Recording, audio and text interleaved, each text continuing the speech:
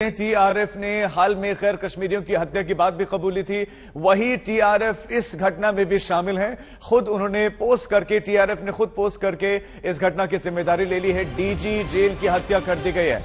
आप यकीन मानेंगे, डीजी जेल को उनके घर के भीतर उनकी हत्या हो जाती है और घर का जो नौकर है वो फरार बताया जा रहा है। हत्या नौकर ने ही की यह अभी तक स्पष्ट नहीं है, लेकिन शक की सारी सुइयां नौकर पर ही है क्योंकि घर के भीतर वही मौजूद था और कत्ल करने के बाद से ही वो फरार चल रहा है। हालांकि फॉरेंसिक टीम मौके पर पहुंची, सबूतों को जुटाने की कोशिशें लगातार जारी है, लेकिन आज तक की संगठन टीआरएफ इसने हत्या की जिम्मेदारी ली है।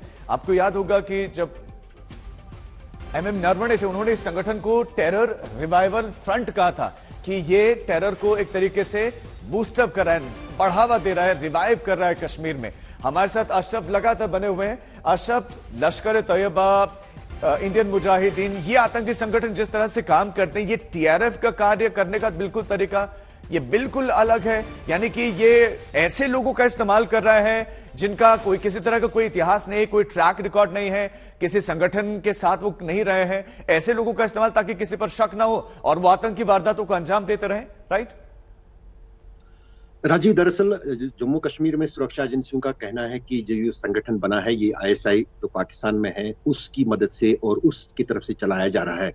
इसमें अलग अलग संगठनों का मिलकर है या कहीं दूसरा नाम जो है लश्कर तैयबा का इसको माना जाता है कि इसमें लश्कर तैयबा के ही जो आतंकी हैं वो इसका हिस्सा हैं और अब नए नाम से जो है ऑपरेट कर रहे हैं जम्मू कश्मीर में।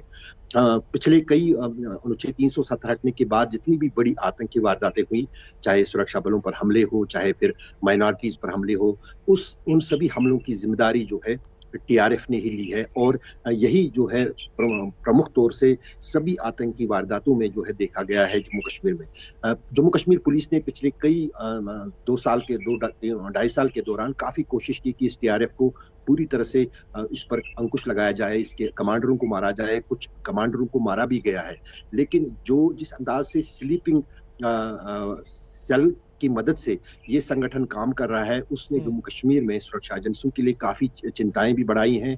क्योंकि दरअसल अगर देखें तो क्योंकि अगर एक इंटेलिजेंस एजेंसी किसी आतंकी संगठन की पुष्टपनाही में हो, बैक में हो या फ्रंट में हो, तो जाहिर है कि उससे निपटना काफी मुश्किल हो जाता है सुरक्षा एजेंसियों के लिए। तो यहाँ पर पुलिस का साफ कहना है कि जो टीआरएफ है ये आईएसआई का ही दूसरा नाम है, जो इंटर सर्विस इंटेलिजेंस पाकिस्तान की है। सीधा पाकिस्तान का इसमें लेना देना, आईएसआई का इसमें लेना देना है। मैं आपसे जानना चाहता हूं अशरफ की जो यासिर है, जो नौकर है, वो तो खैर अभी फरार है, उसके बारे में क्या इंफॉर्मेशन मिल पाई है? क्या उसका इस तरह का कोई इतिहास, कोई ट्रैक रिकॉर्ड, कोई हिस्ट्री अभी सामने आ रहे हैं? वो कहां का रहने वाला है?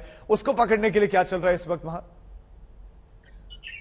राजीव, दरअसल जो खबरें अभी तक मिल रही हैं कि हिम्मत लोहिया जो कल रात को जब ये हत्या हुई है किसी दोस्त के घर गए थे जो काफी सुरक्षित जोन एरिया माना जाता है उधमपुर में, तो वहां पर जो अभी तक लेटेस्ट जानकारियां मिल रही हैं तो वहां पर किसी थ्रेट का कोई, क्योंकि सिक्योरिटी एरिया में वो घर था जहां पर ये हुआ है और उसमें वहां पर कोई खतरा नहीं था, किसी आतंकी हमले का खतरा नहीं था, क्या नहीं था।